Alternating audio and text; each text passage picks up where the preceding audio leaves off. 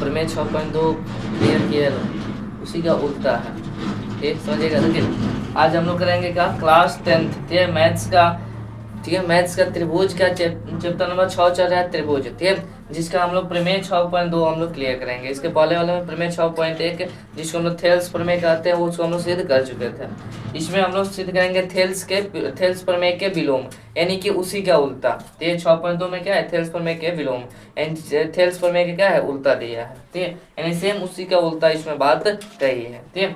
देखिएगा थेल्स प्रमेय के विलोम क्या करता है, कहता है यदि एक रेखा किसी त्रिभुज की दो भुजाओं को एक ही अनुपात में विभाजित करे तो वह तीसरी भुजा के समांतर होती है, ठीक है। जैसे मान लीजिए कोई त्रिभुज है, क्या है जी, कोई त्रिभुज है, ठीक है, नाम दे दीजिए ए बी और ए सी, ठीक है। यदि एक रेखा, ठीक, किसी त्रिभुज को दो भुजाओं को एक ही अनुपात में विभाजित करते, एक भुजा हो गया, एक भुजा हो गया, इस भुजा को कोई बिंदु जो है, ठीक, एक रेखा है जो उसको दो भाग जो है एक ही अनुपात में विभाजित कर रही है, क्या कर रही है, एक ही अनुपात में विभाजित कर रही है, ठीक, एक ही अनुपात में विभाजित कर रही है। इसका मतलब हुआ कि ए डी और बता में डी बी और ए ई बता में इसी में क्या करे, विभाजित करे। यदि कोई रेखा ए डी बता डी बी और ए ई बता इसी रेखा में विभाजित कर रही है, ठीक, कि अनुपात में विभाजित कर रहे हैं, तो सिद्ध कीजिए कि ये वाला भुजा और ये वाला भुजा दोनों क्या होते हैं, समांतर होते हैं, तीसरी भुजा के वो समांतर होता है। प्रश्न समझ में आया, क्या कर रहा है, प्रश्न कर रहा है यदि एक रेखा, कोई एक रेखा है जो किसी त्रिभुज के दो भुजाओं को, तो दो भुजाओं को एक ही अनुपात में विभाजित करे, अर्थात ए डी और बता में डी बी बराबर ए ई बता में ई सी, ये बराबर ए ई बता में इसी के रूप में बातें विभाजित करे, ठीक, तो वो तीसरी भुजा के समांतर होती है, अर्थात डी ई बीसी के समांतर होता है। डी क्या होता है जी, बीसी के समांतर होता है। ये हम लोगों को सिद्ध करना है। इसके पहले वाले में हम लोग क्या सिद्ध किए थे कि डी समांतर बीसी दिया था, इसके अनुपातवा को हम लोग सिद्ध किए थे, ये था ना जी, लेकिन इसमें उल्टा कर दिया है, क्या अनुपात दे दिया है, ठीक, अनुपात एक अनुपात में बराबर दे दिया है, लेकिन भुजाओं को क्या करा है, समांतर सिद्ध करने के लिए कहा है, सिंपल सा है, ठीक। तो सबसे पहले इसमें जो है उसको हम लोग लिखा जाता है, ठीक। तो पहले क्या है जी, सबसे पहले हम लोग लिखेंगे क्या दिया है, ठीक है, दिया है, ठीक है, दिया लिखेगा कि डी ई रेखा, ये डी ई रेखा, ये D E Rekha A B तथा ए सी को इस प्रकार विभाजित करती है, इस प्रकार, ठीक है, विभाजित करती है उनके भुजा एक ही अनुपात में, एक ही अनुपात में बराबर है, एक ही अनुपात में बराबर है, अर्थात, ठीक है, अर्थात कहने का मतलब क्या दिया है, ए डी और बता में डी बी, ठीक, ए डी बता में डी बी बराबर में ए ई या बता में ई सी दिया है, ठीक, ए ई बता में क्या दिया जी, ई सी हमको दिया हुआ है, ऐसा कोई दिक्कत नहीं ना। सिद्ध करना है, सिद्ध करना है, क्या सिद्ध करना है जी, तो हमको सिद्ध करना है कि ये वाले जो रेखा है इसके बराबर है ना, यानी कि वो जो भुजा है वो तीसरी भुजा के बराबर, तो तीसरी भुजा कौन है, ये वाला भुजा, यानी ये दोनों को क्या करना है, समांतर हम लोगों को सिद्ध करनी है, अर्थात डी ई समांतर में बी सी रहना है, डी समांतर क्या रहना है जी, बी सी रहना है, ठीक। और उस दिन हम बताए थे कल के क्लास में कि जितना भी प्रमेय हो, ठीक, सब में रचना करना ही पड़ेगा, ठीक, सब में रचना क्या करेगा, करना ही पड़ेगा। तो हम लोग क्या करेंगे, ठीक, हम लोग एक मान लेंगे, ठीक, यहाँ से एक रचना करके मानेंगे कि इसको नाम दे दीजिए, ठीक, एफ नाम दे दीजिए, तो दिक्कत नहीं ना।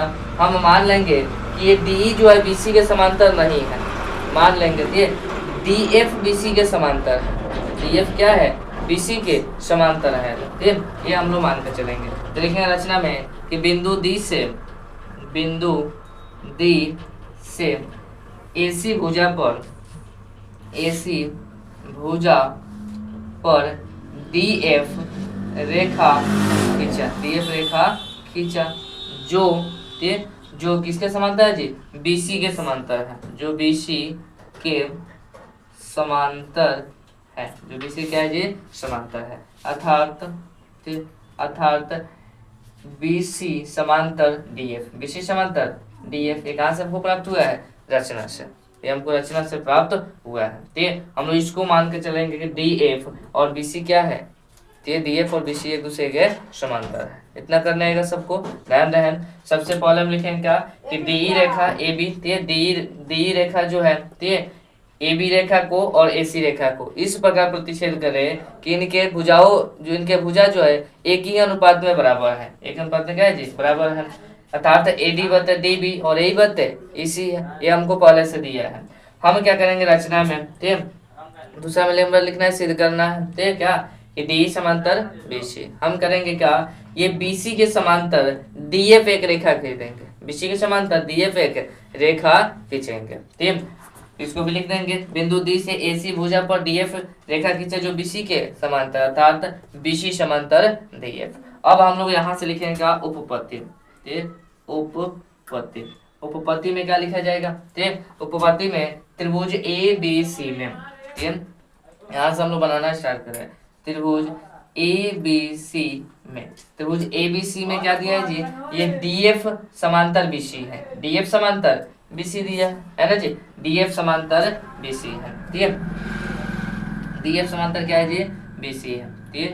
ये त्रिभुज ABC में DF समांतर BC है। जब DF समांतर BC हो जाएगा तो इनके संगत भुजाओं का अनुपात क्या होगा, बराबर होगा। किस नियम से, थेल्स प्रमेय से। कल ही हम लोग पढ़े थे कि यदि दो भुजाएं एक दूसरे के समांतर हो तो उसके अनुपात जो होते हैं एक दूसरे के बराबर होते हैं। अर्थात AD बटा में DB और AF बटा में FC होगा, AF बटा में FC लेंगे। क्यों, क्योंकि DF BC के समांतर है। DF क्या है, BC के समांतर है। तो हम लोग लिखेंगे AD बटा में DB, AD बटा में क्या, DB बराबर AF बटा में FC, AF बटा में FC।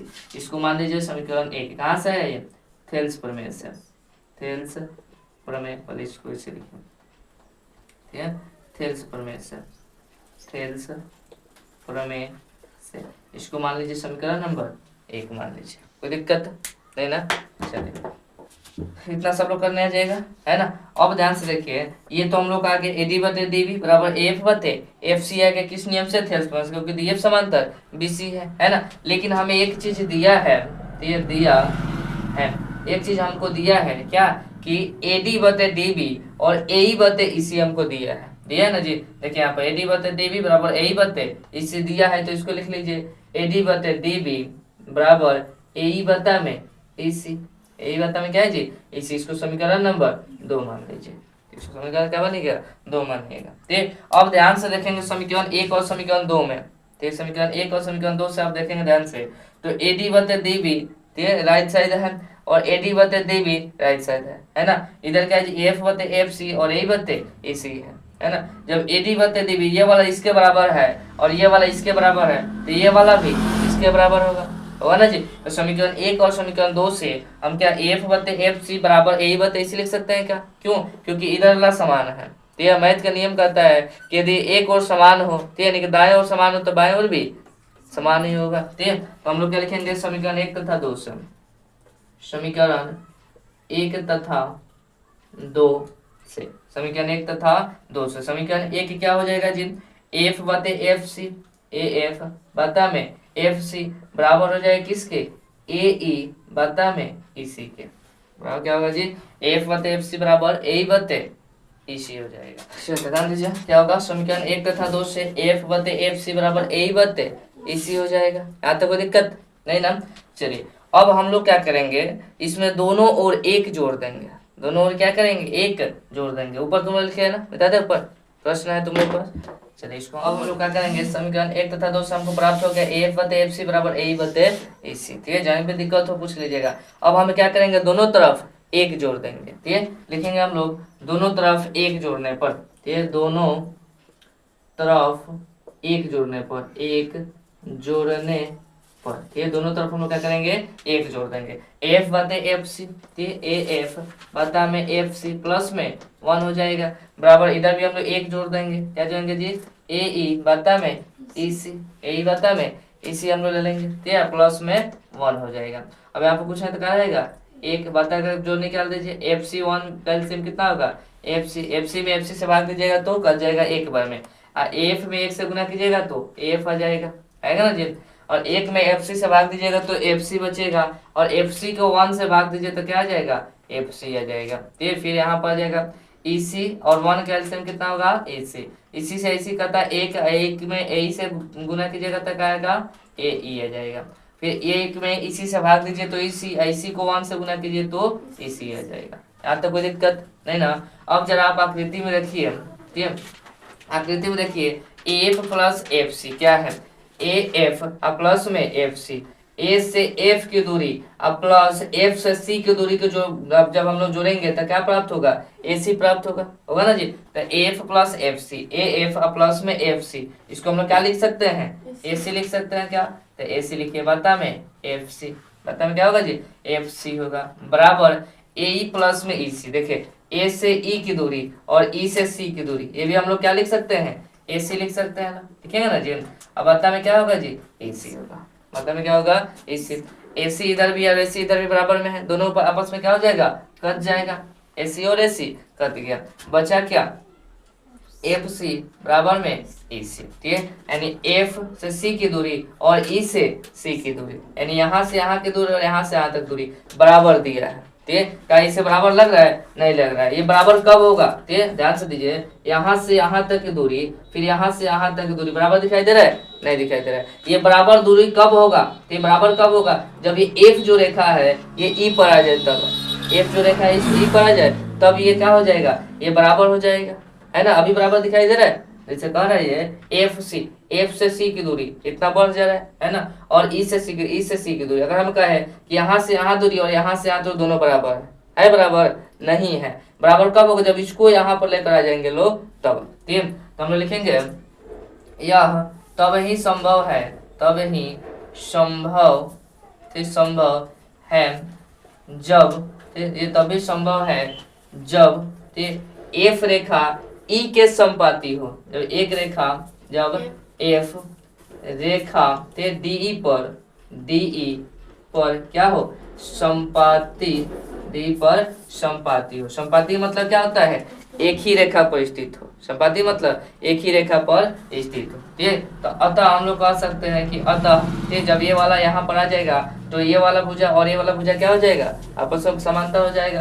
अतः डी ई समांतर बी सी, ये हो गया, बोले कोई दिक्कत है, चलिए तो